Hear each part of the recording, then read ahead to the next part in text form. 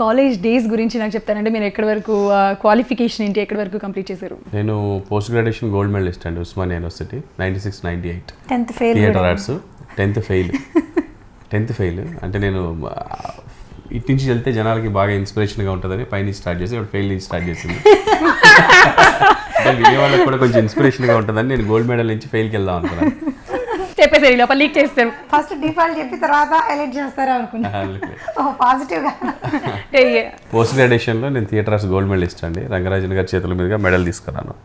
డిగ్రీలో 2nd class, inter 2nd class, 10th fail, సెప్టెంబర్లో pass అయ్యాను. సైన్స్ సబ్జెక్ట్లో ఫెయిల్ అయిపోయాను.